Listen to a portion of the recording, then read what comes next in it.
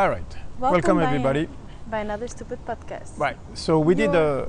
T-shirt is inside out. There you go. We did a story about the sandbags, and then and actually in one of the comments someone told me I didn't tell a tooth story, so I was like, all right, I need to tell that one. That's a gnarly one. Yeah. Well, it also hopefully one of you will get the lesson out of what I did, which is how far can you take tooth decay? Apparently, you can take it very far, and up to life-threatening. So, how does it start? I'm 21 and starting to do MMA. Starting to do grappling, some kickboxing, some everything with my first coach. And the back molar on the right, where I have a hole right now, is starting to break down, which means I remember I was doing sparring and then I started spitting pieces of tooth, like literally started breaking. So I don't do anything about it, thinking, this is what happens when you get hit. But I wasn't even getting hit. So what happened was the tooth was already dying. So I needed to do a root canal. So I wait, and then I wait some more. So which means a year later, it starts to really hurt. But I'm about to go in the US. But so I go, I think 6 months prior to that. So I'm, because I got to the US, I was like 24. So now I'm 23. So I waited like a year and a half, and then the tooth is just breaking down completely. But it starts to hurt now because the nerve is actually getting eaten away, right? It's starting to get bad. So I go see a dentist, and she drills in the tooth and does the thing, and then goes poof, and breaks the pin inside the tooth. And she goes, whoops. And I'm like, whoops, what? And she goes like, I broke the pin inside your tooth. I was like, can you take it out? She's like, yeah. So she takes the pin out, and she's like, the stuff is done. Right, so, I'll explain the story as we go, but I'm going to kind of ruin the ending. She didn't take the pin out of the tooth. Actually, we found it later. She left it there, and she didn't finish the root canal. She just took one of them when all three needed to go. And she covered it up and told me, you should go see another dentist just to finish the restructure of the tooth, because the tooth is gone. She didn't just drill, like the tooth was broken anyway. So all I have basically is the top right on top of the gum is all that's left. So I don't have a back molar anymore, but it's covered. And I'm like, the root canal was done. Who cares? So I'm 23 or whatever. Like, so the year later, I go to the US. And turns out in the US, getting a dentist appointment is not nearly as simple as in France, in the sense that it's very expensive. And I'm broke and I don't have insurance. So therefore, I don't go see the dentist. And the thing is, broken Were you even and everything. legal in the US then? When I got there, yeah. Oh, wow. Yeah, I didn't stay legal the entire time. But there were time when I was legal, yes. What's your point? I paid taxes. Go figure. I never had health insurance in the US ever. Turns out that's going to matter. So I live there. Also for your heat stroke story, you have to tell that one too. Yeah, I have to tell the heat stroke story. That one is even dumber. But anyway, so fast forward 4 or 5 years. I'm in a mix of what I'm trying to be an MMA career, jiu-jitsu and everything. And man, the last 2 years, like, I don't understand. I'm trying to train hard and I can't recover. Sometimes I wake up, I'm achy in my joints. If I do jiu-jitsu and cardio, I can lift weight. I can lift weight, but then I can't do jiu-jitsu anymore. I just could not recover. And this is starting to hurt more and more, but at the time I'm like, well, yeah, you're doing real MMA, you're getting elbow in the face, jiu-jitsu, like, pressure is building, but my gum there is almost itching. And I'm like 26 at that time, but what I want to convey in that story, because that's really, I think, what matters all over that is, first of all, don't be fucking stupid, like I was. And go second see your of all, dentist every 6 months? No, but if it hurts, go see a dentist. How about that? If your tooth hurts all the time, go see a dentist. And then this is swollen and hurting, but again, I'm thinking grappling. The key with all this is, first of all, how my recovery was shit. My cardio was down. I could not work on cardio. And every time I got on cardio, not that I like it, but at least specific cardio like jiu-jitsu, I would get sick. I would start to catch the flu, shit like that. Cardio is shit, recovery is shit. I can't train like every time I train a little bit, within 3 weeks I'm down. And the entire time, I am in a state of mild depression that is getting worse and worse and worse, and I can't explain to you why. I mean, Los Angeles, I mean, it's a tough city, but not that tough. I just can't get out of it. I can't put muscle on, it's starting to get gradually worse, right? And now I understand why, but at the time I could not understand why I couldn't train the way I wanted. It seemed like I had no juice, and then I couldn't do what I wanted. So honestly, I thought I was weak mentally. I was like, you're just a pussy, you just can't train like they all do. And then I'm always in a state of mild depression and getting sick quite often. And this is starting to ache sometimes. I had at some point inflammation that got into my ear, stuff like that. But I'm like, honestly, I think it's me. And then at some point... It must have been quite rough. Well, I was questioning myself a lot. Yeah, exactly. This is why, you constantly put yourself, your identity was me. almost. Completely, because identity was martial arts and stuff like that. So it was on me. This is why I think I have a good understanding of depression as a physiological aspect as much as psychological, because I was in a state of mild depression, my 20s, while I'm trying to do an MMA career. The two don't mix, by the way. So that's not going well. I'm not doing what I want and everything, but I keep on training, but it's hurting everywhere. Like I get achy, and again, the lack of recovery, and it's just, and I have no cardio, so I get tapped on that alone. Like it's just, I'm not understanding. And it gets worse and worse and worse. And then I'm 29 when I leave Los Angeles. I spend 2 months in France, and I come to Brazil. So I come to Brazil, I turn 30. And then I meet that really nice dentist, so I'm eating a bowl of acai sometimes, and then the granola goes like this and breaks a tooth in half. Thanks to my father, I don't have very good teeth. So I was smart. I went, oh, look at that, half the tooth. Can't do that. Sorry, you can't take that one? I've done that a few times. Like if that one breaks, you'll see me going like, there you go, piece of tooth. Oh yeah, because they still come out, because they're not done. Anyway, thanks to my father, I don't have very, very strong teeth. So, a very nice dentist here who starts to redo some of the stuff, and then eventually she looks at that one and she goes, I want to fix it. And I'm like, nah, it's fine, it's dead, don't worry about it. And then she keeps hounding me. I love how you go like, oh, that one is just fucked up, forget about it. No, that one is dead. In my mind, that one is dead. She did the root canal, it's dead. So I'm like, yeah, who cares? And so she's like, yeah, let me just, and then she keeps hounding me, and I'm like, fine. Like, you know, women can be persistent. But that's also Brazilians for you. Like they want to help you in the best way possible, and they will if they think something Brazilian is women right. will be persistent. Let's put it this way. I think that's the best way to phrase it. But very caring, though. That's in a caring way. Really and caring. thank God, because she did save my life. Yeah. So she takes an X-ray, and then you can actually see infection on X-ray if you do it, dial it. So she dials it a little bit more. She takes another X-ray, and she goes, "It's not dead." I'm like, "Yes, it is." It's like, no, it's not. Yes, it is. No, it's not. And then she shows me the X-ray, and actually the infection has spread all over the right side of my jaw. So she's like, whoops. So she sent me to a first dentist who starts to poke. Starts to open, starts to poke, and the stuff is a mess. And she keeps poking, and I feel it right here. And then she gave me like 2 shots against the pain, and I'm still going, ow, ow, ow, ow, like that, because I feel it at the... I felt it right here, at the bottom of my jaw. This is going to come into play later. You'll understand why. Even though she gave me the 2 stuff, I felt the electricity. And that night, I was in so much pain, I took an entire bottle of Tylenol. This is going to make sense in about 5 minutes. And so she's like, look, it's a mess. There's still organic matter, but it petrified. And I need to send you to a surgeon.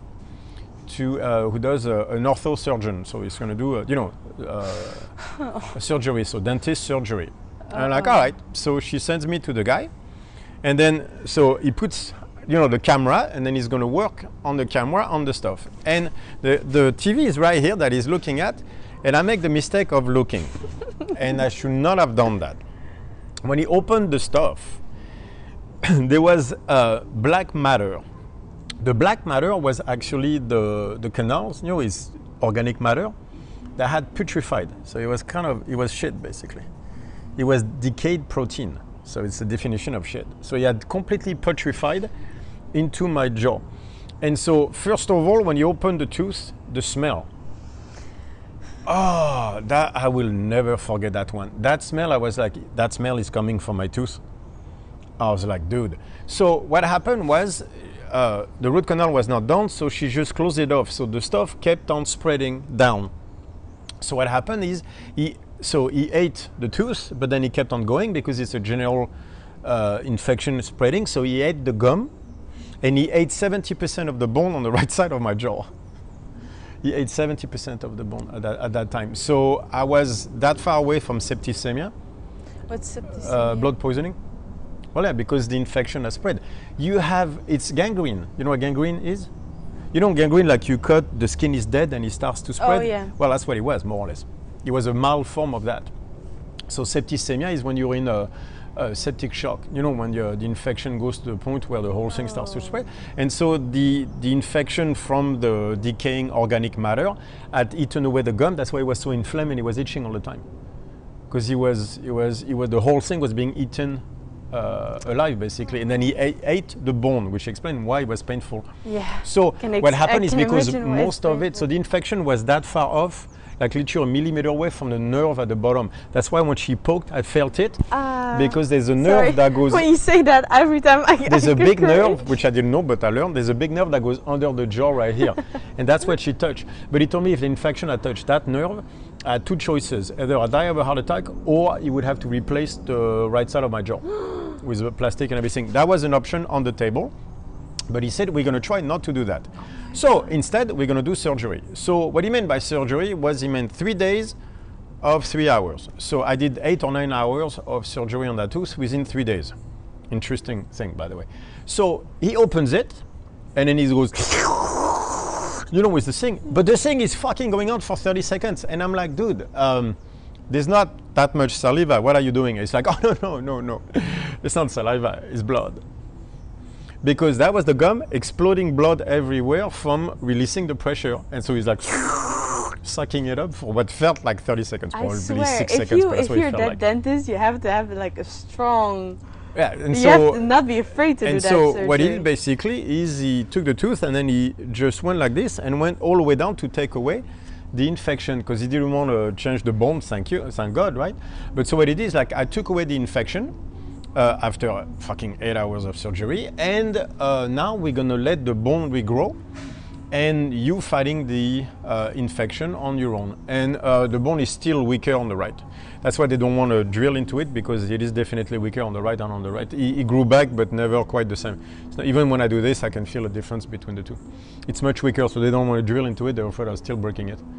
It's strong, but it's just not the way it was before. So for those 3 days of surgery, by the way, I took Vioxx. If you're in the US, you will remember what Vioxx was at the time. At the time, it was a painkiller that was very strong, that was given for arthritis. This is the one that killed 60,000 people in the US alone, and they got pulled, and then they got sued for billions of dollars for the number of people they killed through stroke and shit like that. I stopped taking it after day 2 because the shit was so strong, my brain felt it was too big for my skull. And it was making me so dumb. Like literally, I stopped because someone would ask me a question and I'd be like, yes. Like it was like that. I stopped taking it. I was drooling watching TV. Suddenly, I'm like, oh my God, I've stopped. So I just pounded Tylenol. But yeah, Vioxx, no shit, it was bad. Oh, that stuff was so strong. Anyway, so it takes that out, and within 2 months, I'm better. And after that, every month I put on 1 kilo of muscle. For 6 months straight. I was 90 kilo at the time. I got out of it. I'm 98, I think. Less than a year later, of muscle. It was crazy. I go back to the US, and it's suddenly I can do jiu-jitsu. My cardio is up. I'm not depressed anymore all the time. I can train the way I want.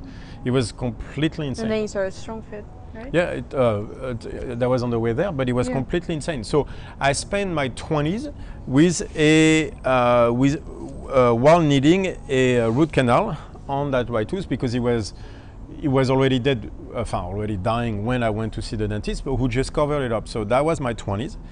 Oh my My God. 20s was me fighting a major tooth infection. Turns out I talked to a doctor after. He said, yeah, at that stage it's called a mandibular kyst, and many people die from that. What happens is the infection weakens you so much that you die of a heart attack at some point. The reason I didn't die is because I had so much muscle mass. I was cannibalizing the muscle mass in order to fight the infection. Whoa. But that means that's why I couldn't grow. But being so strong and training kept me going. Wow. Except my system could not. That's why the recovery was short, and that's why the mild depression is, because the entire time the stuff was eating first my gum and then my jaw. It was literally eating the bone as I went. So you can be that stupid. Oh yeah, easily. You could have died because of that mistake from that dentist. Easily because the heart attack. Well, and then I'm 30 at the time, and like the cardio is hard. Like but it's also been kept like on going, 6 months, 6 years of. More than that. Overall, it was because it was a year before that, so it must have been 7 years, 8 years. But plus, I already needed the root canal when the time I saw her, so I most likely spent about 9 years with it. Wow. Yeah. So don't do that. Don't do that. Wow. Like you, the worst part is, yeah, you can actually die from it. But it was surprising how little cardio I had, how bad recovery I was. You could expect that. But what I remember the most is spending my time in a mild depression, never understanding why. Is my mind, remember I talked about somatic depression, that's what this was. Because my mind was clear and fine, my body could not catch up. So that's why I'm also so passionate about the whole thing with, the waste and stuff like that, is because like, don't live like that. It's not you, there's a physiological depression, there's a somatic depression, don't do that. It's not fun. And if you're there, I feel for you, because I've been there for my 20s. And by the way, that's my career in MMA right there. Yeah, imagine what you could have done with Jiu-Jitsu. Doesn't matter, I did something else, I did strong fit. So I don't care. But you know what I've learned? I've learned to train when it sucks. That's what my 20s were, because I kept on lifting. I would get sick, stop, go back to training. I learned Jiu-Jitsu because I started purple belt in my 30s, but I learned the beginning of Jiu-Jitsu. I learned to lift weight. I did all that while slowly but surely dying, basically. So that's where also Burn the Questions comes from, is I understand what training at the edge of your capacity means. I remember one time I was doing Jiu-Jitsu hard, one of those phases, and I just had a really hard session where I pushed as hard as I could. And I'm in the car and I had to stop because my hands were shaking so much. And I'm driving and I have tears coming out of my eyes. I'm not crying, I'm like this, and tears come out of my eyes and my hands are shaking, and I stopped the car because, and I remember feeling that, remembering the words of Muhammad Ali, this is what death must feel like. I felt myself falling. I stopped the car because I'm like this, and I can't stop the tears coming out of my eyes, and that I feel like I'm falling. Like my body was shutting down completely, and I literally felt like this is me dying. Like this is what death feels like. Then I kept on driving, and an hour later I was like, oh, I wasn't dying. So you're just a pussy. And that tells me like you can always go harder. Whenever you think you're going hard, you're wrong. Because at that moment I felt I was dying. And what it taught me was like, no, you are not. An hour later I was fine. I was like, oh, so it was just a lie. And so he taught me to go past it. Sorry, we have major ants attacking us right now. What it taught me what pushing meant, because I've never had the feeling, even on the sled, no matter how hard I pushed, that I had that day. You know why? Because I did like a Burn the Questions in Jiu-Jitsu, but while dying inside. And the two combined, that was a true Burn the Questions stuff, because I felt myself falling in the abyss, and I was like, all right, this is what death must feel like. And I was like, I'm ready, all right, that's it. Like, it's hard to explain, but in the stage I was in, and an hour later I realized that wasn't true at all. I was just fine, nothing was hurting, it was just a feeling. And then I was like, so all I got out of it was you can do a lot more than you think you can. That was the beginning of Strong Fit. So being sick like that taught me so much. Don't do it, it's not a good idea, but it taught me a lot. You're a strong man. Like I wasn't at the time. Well, and by the way, this is self-inflicted, since I should have gone to see a dentist. No, this is not. This is the mistake of this is not your mistake. You are responsible for your own well-being. Yes, you don't go around and everything hurts all the time. You ask your grandmother for a plane ticket to France. You go there, you go see a dentist. You are responsible for your own well-being. Of course, but at the same time, there's a dentist who studied... you can always blame people. Yes, she should have done a good job. We all going to agree on that. Yes, She should have done a good job. She fucked it up all the way. Fine. At the end, you are responsible for your own well-being. You call your grandmother, you get a plane ticket, you go to France, you go see a dentist, problem is solved, you go back to the US, not illegal at time, and you start your MMA career. No. It's my entire 20s, it's 9 years, it's my 20s to 30s, like out of my own doing. Yes, I had help fucking it up, but at the end, out of my own doing. Nah. You're responsible for your own well-being. This is on me. But it taught me a lot. Like, thank God I didn't die from it. Thank God I didn't lose the jaw on the right side. Yeah. Because I would look different right now. Thank you very much. I like my face. It's very handsome. Thank you. I like your face. Exactly. Too, Getting me married to a young hot wife. So there you go. If you had a fake jaw, I would also marry. There you go. That's what she says anyway, right? Thank you, honey. Why Because you see, because I don't have it, but thank you so much, honey. That's very sweet. Why are you questioning me? I'm not. It's just easier to say when I don't have it. But at the end, though, no. Like, don't get me wrong, it taught me so much. Would I change it if I could? I wouldn't want to go back through it, but it taught me so much. It taught me training through that shit. No, that was an interesting exercise of mental toughness. That's where I learned in a way mental toughness, but the wrong way, like mild depression, the whole stuff. But you are responsible for your own well-being. It was on me to fix my own stuff. It's happening to me, not to anybody else. So no, at the end, it was me.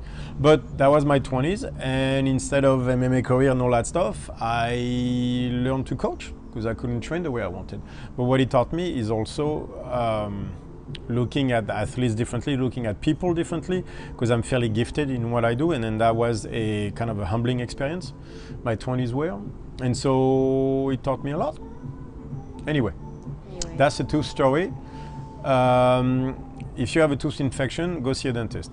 I guess that's the moral of the story. And just go, go see a good dentist. I guess that's the moral of the story. Go see a dentist on a regular basis anyway. Let's not go that far. Yes, no. Go see a good dentist. Julian, you should get your teeth checked at least once a year. The last time I got my teeth checked? Exactly. That's what I want to ask you. After that, how did you I think the last time, okay, so I'm going to tell you, I got my teeth checked, I'm pretty sure 5 years ago. Where? In Utrecht. Because they had, this one broke, so they had to take it out. They had to take the chunk out on that one. And I have a hole on that one too. So they had to, there was a big chunk, but it was starting to get infected, so they took it out, but they left. And how did they check the rest up? So they say X-ray, yeah.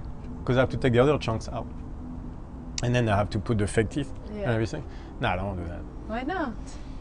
Because I'm traumatized going dentist. What do you mean? That shit? No, I don't want to do that shit. But you have to fix it, Julian. I have to. I just don't want to do it. So I keep stalling, and there you go. I told you all that a year and a half ago. So this happened. We're running out of time on the podcast. When you told me this, I booked a dentist appointment for you 3 times. You know who didn't show up 3 times?